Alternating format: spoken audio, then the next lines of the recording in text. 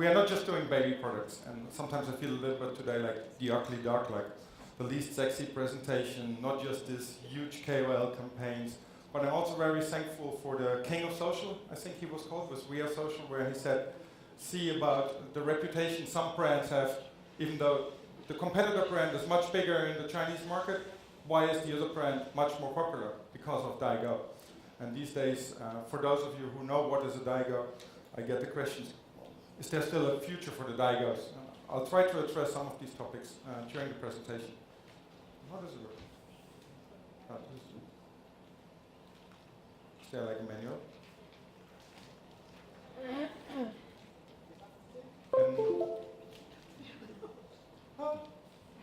Okay, so key takeaways. What is a Daigou? How can Daigous help you to build your brand? That's like really helping to. They will not build your brand, but they can be supportive of your overall strategy unless you don't care too much for short-term profit.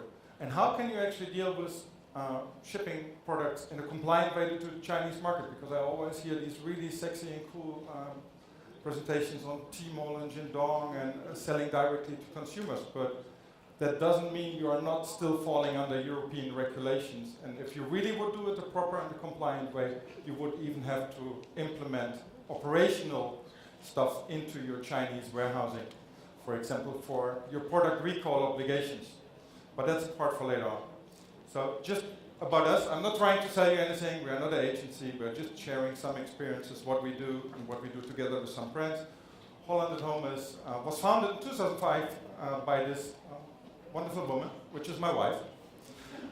She's Dutch, I'm German. I used to have a corporate career for 15 years with PostNL, the leading first privatized postal operator, being marketing and business development director for the Benelux, so I have a lot more like a logistics and a B2B background, which also explains why we actually usually say we are not good at marketing, but we are really good at sourcing, logistics, IT, doing things in a compliant way, and how to organize sales forces in a structured way. Not so much on the social and the sexy side, just more on the structured side. We have been actually discovered by Chinese consumers in 2009, shopping on our Holland at Home web shop, which is actually selling typical Dutch food products to initially only Dutch people living abroad. And by accident, we used to have, you heard about the melanin scandal, like a couple of presentations ago, where many people died, and actually which was the first wave of cross-border products into China, infant formula. We used to have one of these leading brands by accident on our digital shelf. We shipped internationally, we accepted international payment methods. We had an English website that could still be translated in 2009 by Google when the Chinese government was not yet as equipped to really block it. We are nowadays, so we started from B2C basically to Chinese consumers since 2009. So in the meantime, we built up a customer base of a few 100,000 consumers in China. But by now we are the official partner, for example, of Danone, Nestle, Mead Johnson, which is 3 out of the top 4 infant formula producers in the world. And thanks to Danone, I have to say, and the chief representative is sitting over there, it's my honor. They developed together with us a concept to disrupt actually the Daigou supply situation, in the sense of why is Daigou also dangerous for domestic brands? If your shelf is empty and your domestic customers don't buy your products anymore, you might lose your domestic market.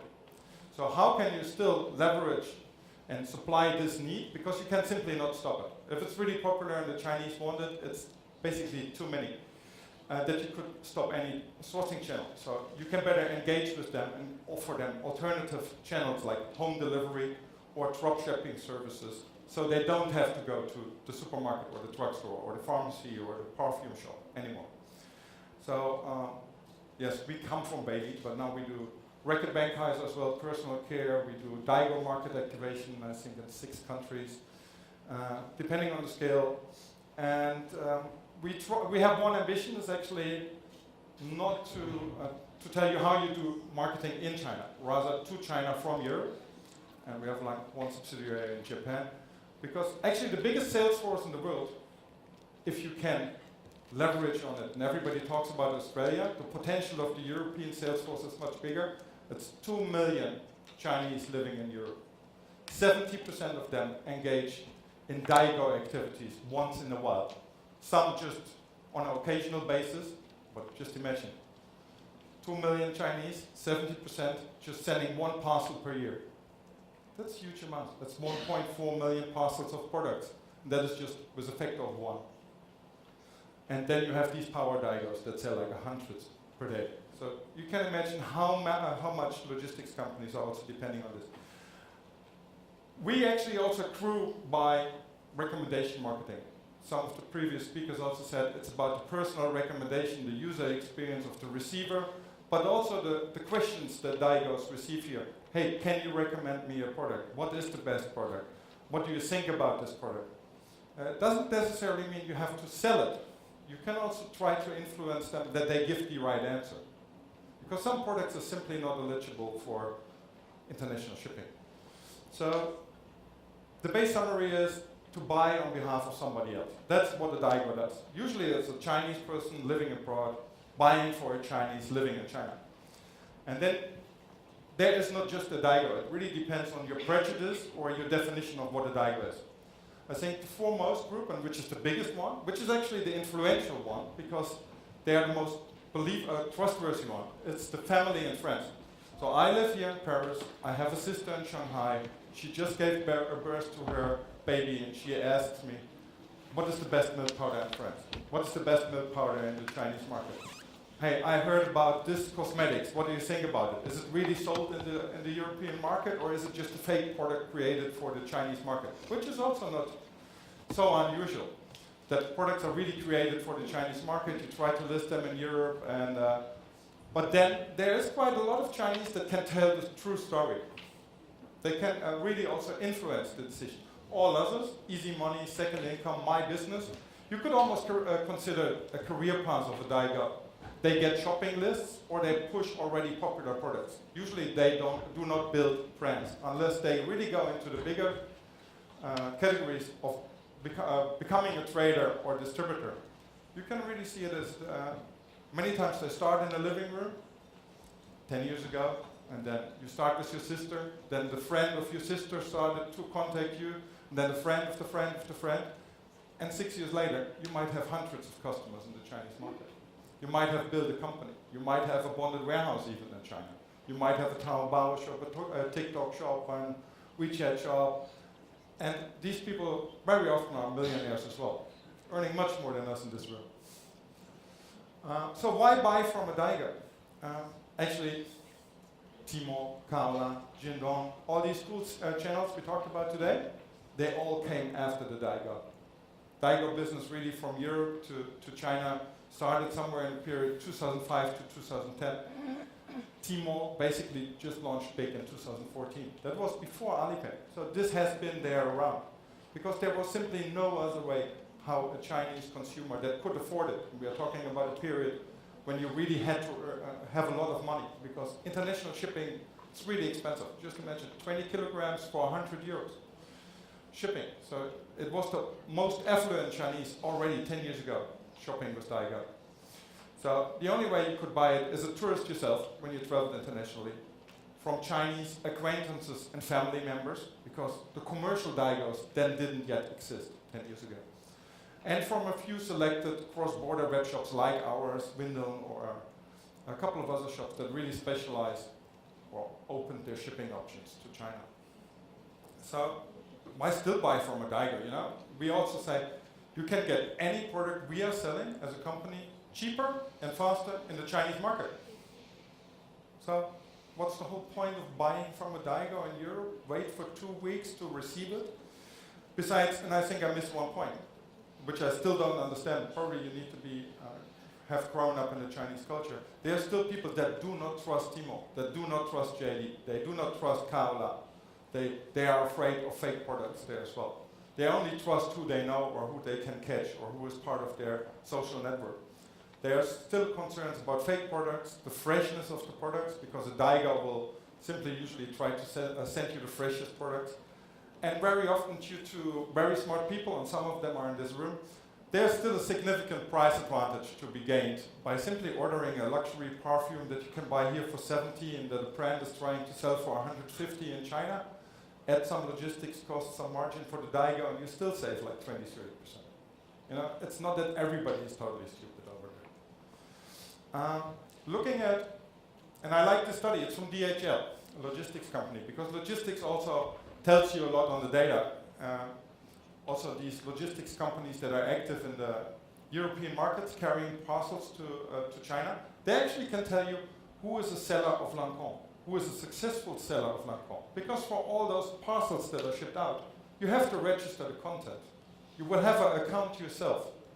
So they will see who are my big customers and what are they shipping. So if you really want to engage, you can go right into the niche of those that are already your fans and ambassadors that you usually neglect. Can go back. So this one is I find it always very interesting. One is the global benchmark, so what does the global citizen look like, and the bar, so is the Chinese consumers. So how do Chinese consumers search when they want to buy something abroad, and how do they choose when it's about? Like really the decision.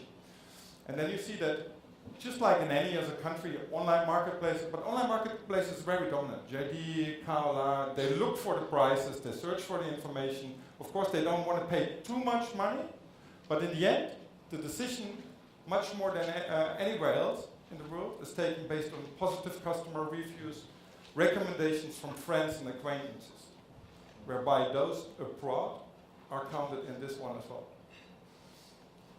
So the main European Daigo mass categories, and yes, I'm not talking about the luxury brands that usually have a very different strategy. They might not need or might not even like Daigo, but funny enough, as soon as Daigos drop your brand, there have even been stock listed companies that do these profit alerts. Oh, my profit is going down 20% because the Chinese consumers don't like me anymore. And very often it's also related to maybe I made the life for a Daigo too difficult to get my products. So it's beauty for the beauties, safety for the babies, and caring for the body. I think it's the kind of brands we see here today as well. I'll go really easy through it. It's a little bit related to the growth path of a Daigo. If it's a very small scale one, they do self-shopping. If they're growing a bit, they might know 3 or 4 people that help them collecting it from a sales outlet. And as soon as you go into packing services, B2B2C, whereby there's companies like us, we have a big warehouse, we have 1,000 SKUs, we let them do the sales, they send us the order, we ship it out in a neutral way, and we also make sure it's done in a compliant way. And then you have the B2C companies where you can open your own Tmall shop or Taobao shop and so forth. And this is actually a segment that is largely under pressure because many platforms in China nowadays ask for authorizations, ideally by the brand. So even if you bought the product as a Daigo from an authorized reseller, that doesn't mean he will give you authorization. That might result, and very often, especially since the beginning of the year, results into the fact that Daigos, web shops are closed because usually they do not get the authorization by brands unless unless the brands really cooperate with the Daigo. So basically, I say the good times in prospect selling cross-border e-commerce to China in various ways, general trade, import, parcels, Daigos, they're still there. They're just not easy anymore. The time is not easy anymore. 4 or 5 years ago, if you said, I am embracing China or Daigos, you would probably have built a sizable business in the Chinese market if you didn't do too many things wrong. But this is, I think it now requires a more holistic approach. And one approach is like, we saw it many times today, I have 1 million euro, 2 million euro, I have a stock listed company, I want to have a China business. So you basically decide, I will be successful in China and I can take the pain. But that is not a representation of the mass of brands that would also like to go to the Chinese market. Usually it's smaller brands that still find 250,000 euro a lot of money and that cannot afford a KOL. So for all those Gucci and Yves Saint Laurent, they really don't need us. We could add some stuff to them. But Daigos is actually a very natural way how you could also bring your brand into the Chinese market. And what kind of products are actually interesting for a Daigo? To make it, there's a base rule, I had to take it away because the organization told me too much text. So if your product is too cheap and cannot carry the logistics costs to China, you can almost forget about the Daigo. Then you're reduced to a byproduct of a carrier product. Let me explain. If there's an existing demand from China, there's a low effort. Very good for Daigo. He really doesn't have to work a lot. He just has to source it. If there's a high demand, that's also interesting to invest time. If there's a high market potential, it's worth trying it. And then you come to the problem things where brands try to give a tough life to Daigos, reliable sourcing, because brands come up with all kinds of strategies to make the lives of Daigo really difficult, because they don't embrace Daigos, because they just look at them as a pain in the ass. But there are stock-listed companies that are not stock-listed anymore because they thought they are smarter than the Chinese market. High margins is a good fun factor. Lightweight, that is actually very important. If you have a product that is cheap and it's heavy, take like shampoo, forget it. You can better start with a really China business, free trade zone, and you accept that these brands are just sold as a byproduct together with other products, because you will not have a future with the Daigos. It's not interesting for a Daigo, because they cannot convince the buyer in China to pay so much logistics fees for a commodity product. And repeat purchase products is bonus. You know, they usually have to fight for every order every day again. So there's a couple of ways how you can promote your brand among Daigos. You can do it in an uncontrolled way. You're just happy with the revenue, but you probably should also give up on building a brand in the Chinese market. You can try to engage really with them in a controlled way with a set of rules about price setting, use of materials, authorizations, market development agreements. You can also go one step further and say, I only allow you to sell my product, but I will do the logistics and fulfillment, so I can also make sure it's done in a compliant way. Because most people, I hardly hear anybody talking about how can I bring parcels in a compliant way to China. It's all about the customs clearance process and about paying taxes. And what you could also do, even if you do not want to cooperate with Daigo, you could also see 1 million Chinese in France as a very big target group that where you should brainwash them a little bit if they get a question from the Chinese market that they recommend or have at least a positive feedback on your brand. I'm forced to skip a bit. So the most advanced Daigo market in the world everybody talks about is Australia. Actually in Europe there's twice the number of Chinese living here, but not in a structured way. So one of our company missions is really to structure, productize the combined sales power of 2 million Chinese living in Europe. So what we do is, for example, for our customer Mead Johnson, we developed all kinds of sales material that we share with Daigo. So because it's a sensitive product, it's food for medical purpose. You want them to transport not just beautiful pages, but also the right messages with the right claims, with the right supporting documents. Newspapers, everybody talks about cool, young, and sexy, like 20 to 25, Weibo, Twitter, but many Daigo are actually 20 to 40, also very often housewives, that still read newspapers. You know, there's a reason why there's newspapers in every single Chinese restaurant and toko and whatever. There's a lot of text that you can place there, and people have time that read it. One is with Mead Johnson, one is with Nestle, and one is with Danone. So there's a reason why big brands like those also still believe in paper. But here, what we also do is like live streams, interviews, visit farms, retail outlets, live streams. All looks a little bit less sexy because it's not about these super KOLs. No, because it's about real people, about Daigo, that share their lives, and that's the credibility they give to the products they sell. We do factory visits, and sometimes we force them to stay in one room for 2 hours so we can really train them and brainwash them that they don't talk about stupid stuff later on, so they can really tell the right message. We develop product training materials and shareable content. And this is the one more slide after this one. It's too complicated to go through it, but it comes down to there's basically 3 different routes how you can facilitate a Daigo to ship parcels to China. One is the commercial parcels, not to be exchanged with DHL or FedEx. I don't mean that. It's very technical. Personal parcels and postal. The main advantage of postal is it's really a proof it's coming from the country of origin, from France, because it got a sticker of La Poste or PostNL from Holland or Deutsche Post from Germany. And it doesn't require a personal ID, which is one of the focus points of the Chinese governments to erase the abuse of personal IDs. because when you look at the future prospects of a Daigo, then it's really about what do they want since the 1st of April. Amongst a lot of other things, they want the Daigo to pay taxes, like corporate tax or income tax, which they in many cases don't do, but it's actually their personal decision.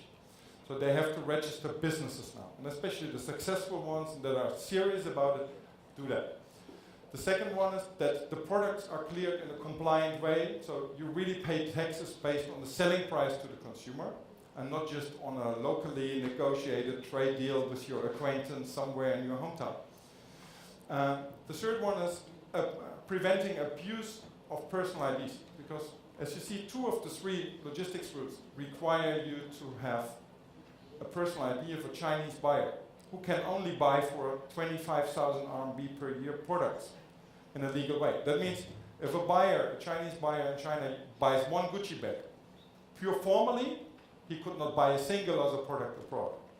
So guess what happens? These people arrange, buy, organize personal IDs, which is, I think the newspaper headlines couldn't be bigger in Europe. But basically there's a massive abuse in personal IDs. But there are solutions to it, but you have to make disruptive decisions on that. And the fourth one is authorization by brands. And if you tackle all those 4 issues, there's still a big future for the Daigos, but just for the serious ones that want to do serious and compliant way of business.